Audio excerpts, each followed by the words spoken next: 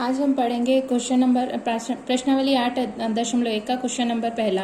त्रिभुज ABC में जिसका कोण B समकोण है, AB बराबर 24 सेंटीमीटर, BC बराबर 7 सेंटीमीटर है, निम्नलिखित का मान ज्ञात कीजिए। Sine A cos A, sine C cos C।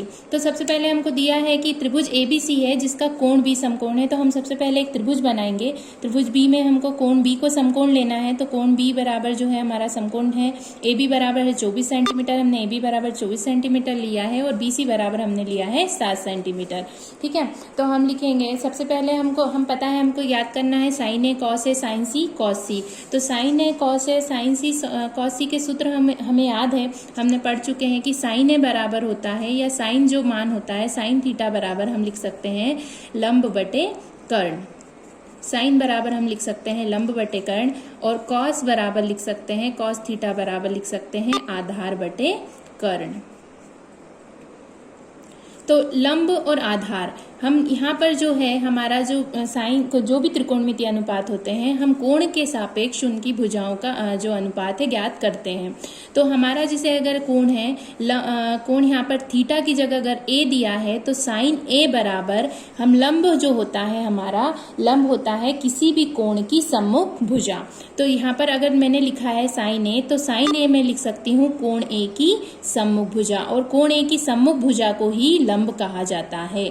ठीक है, तो जो जिस कोण के सापेक्ष हम मान ज्ञात कर रहे हैं उस कोण के सापेक्ष हमको उस कोण की सम्मुख भुजा को लंब लेना है और उस कोण की संलग्न भुजा को हमको आधार लेना है। तो यहाँ पर जैसे हम अगर साइन A का मान ज्ञात करेंगे तो साइन A बराबर होता है कोण A की सम्मुख भुजा यानी कोण A की सम्मुख भुजा और उसी को हम लंब जो है हमारा लंब बटे कर्ण भी लिख सकते हैं, पर लंब हमको वही लेना है जो कोण की सम्मुख भुजा हो।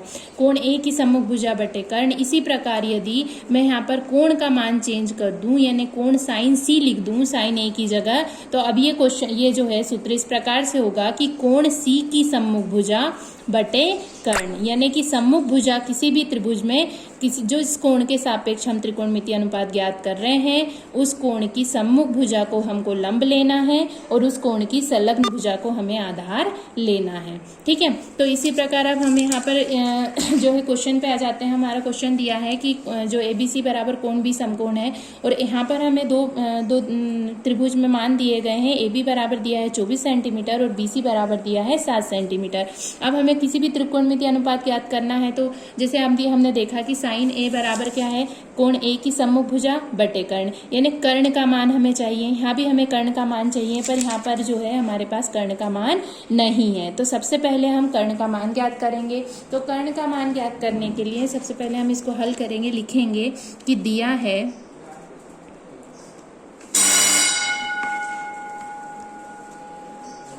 समकोण त्रिभुज ABC में समकोण त्रिभुज ABC में अब हमें पता है कि हमारा जो कोई भी समकोण त्रिभुज है यदि दो भुजाओं के मान दिया है तो हम तीसरी भुजा का मान पाइथागोरस प्रमेय की सहायता से ज्ञात कर सकते हैं। तो पाइथागोरस प्रमेय हमारा कहता है कि कर्ण का वर्ग बराबर लंब का वर्ग धन आधार का वर्ग। तो हम लिखेंगे समकोण त्रिभुज ABC में पाइथागोरस प्रमेय से।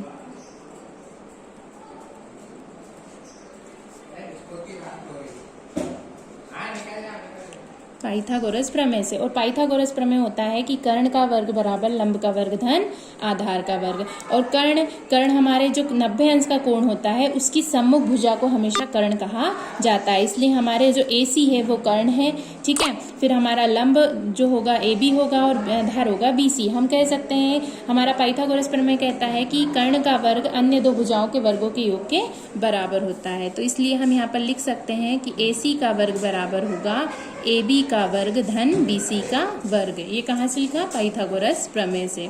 ठीक है, तो AC का मान हमें नहीं मालूम तो ये वैसा का वैसा रहेगा। AB का मान हमको दिया है AB बराबर 24 सेंटीमीटर।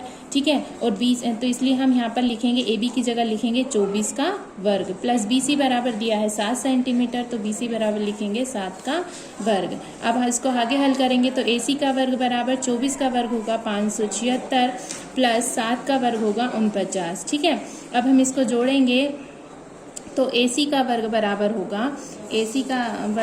होगा ठीक है 9 और 6 15 की 5 इसलिए 1 और 7 और 5 होगा 12 कि 2 हसला 1 625। ठीक है, तो 576 और 49 को हमने जोड़ा तो क्या आया 625। अब हमें यहाँ AC के वर्ग का मान दिया है। ठीक है, ये हमने AC का वर्ग का मान निकाला है 625, जबकि हमको AC का मान ज्ञात करना है। ठीक है, तो हम इस 625 को भी एक पूर्ण वर्ग संख्या बनाएंगे। तो इस 625 किसका वर्ग है, तो 625 है 25 का वर्ग, तो हम इसको लिख सकते हैं 25 का वर्ग। ठीक है, अब हम यहाँ पर दोनों पक्षों, यहाँ पर AC का वर्ग दिया है और 25 का वर्ग दिया है, तो हम यहाँ लिख सकते हैं दोनों पक्षों का वर्गमूल लेने पर। तो दोनों पक्षों का वर्गमूल लेंगे तो दोनों पक्षों का वर्गमूल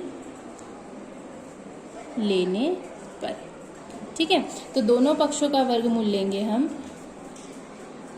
दोनों पक्षों का वर्गमूल लेंगे तो दोनों पक्षों का वर्गमूल लेंगे तो दोनों पक्षों का वर्ग हट जाएगा, इसलिए आ जाएगा AC बराबर 25 सेंटीमीटर। ठीक है।